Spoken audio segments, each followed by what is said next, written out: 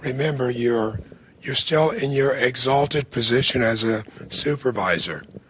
So what would you do as a supervisor to assist a student who tells you that a GTA has repeatedly made remarks to her about his sexual conquest and ask her questions about her sexual orientation?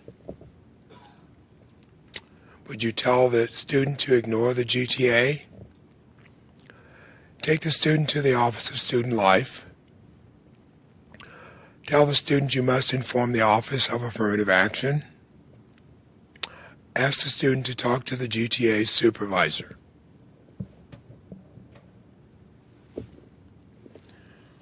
That is not a good choice, to just ignore a situation. These kind of situations, as Heather said, doing nothing is not an option. Taking the student to the Office of Student Life may be an option.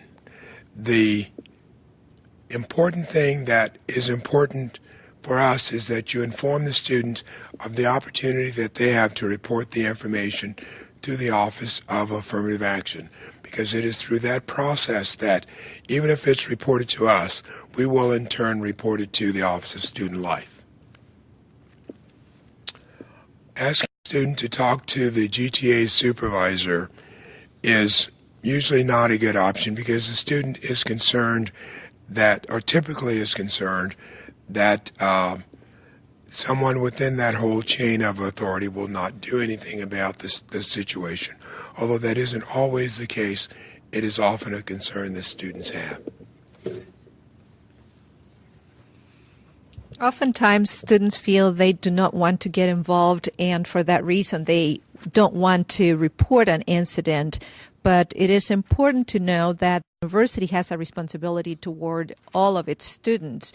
So even if this particular, we may call victim, does not wish to report, there may be another victim, another potential receiver of that behavior that needs to be protected as well. And that is the reason why there are mandatory requirements to inform the Office of Affirmative Action of those situations. Now, what happens when your professor shows up late for a class a couple of times, and when the professor arrives, he did not explain why, but merely began the class at, where were we? Today he seems confused and is not following the thread of the class very well. Finally, he stares toward the door and walks out without saying more. What would you do? Enjoy the free hour, call the police, report the events to the professor's department, or demand that the professor see a psychiatrist? Well, enjoying the free hour might be tempting, but something else needs to be done.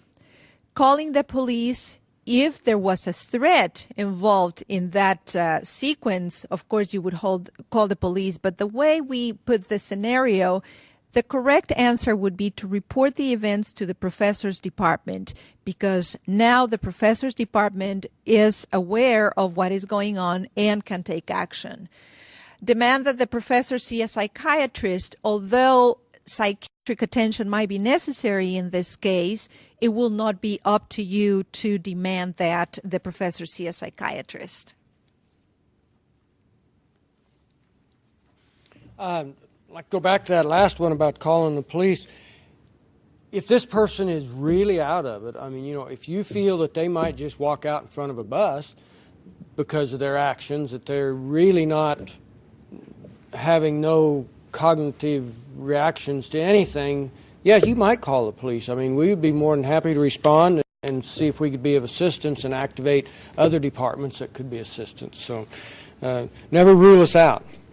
Okay, you hear arguing and yelling, things being broken as if they've been thrown down or against the wall, coming from an apartment or a resident hall room down the hall. What would you do?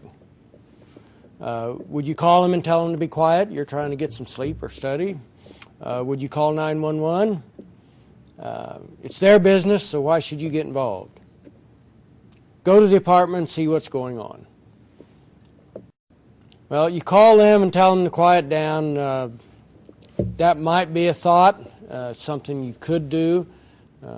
but there may be more going on there than you know about, so maybe you want to go a little further than that. Call 911. That would be the correct answer. We could respond if they're just a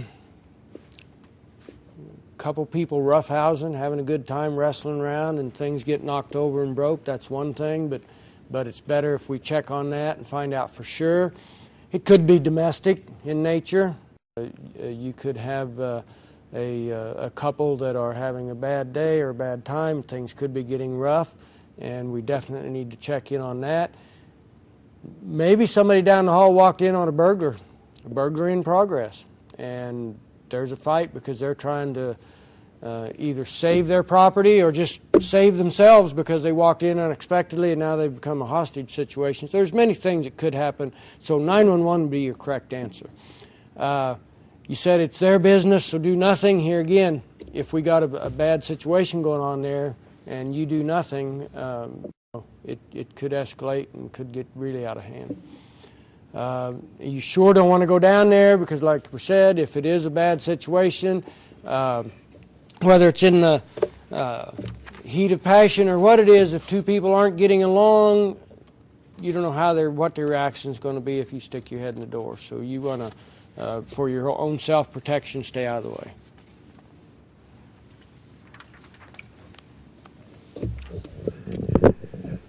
So here we have a female student tells you that she converted to Islam and is much happier with her life. As an advisor, what would you do?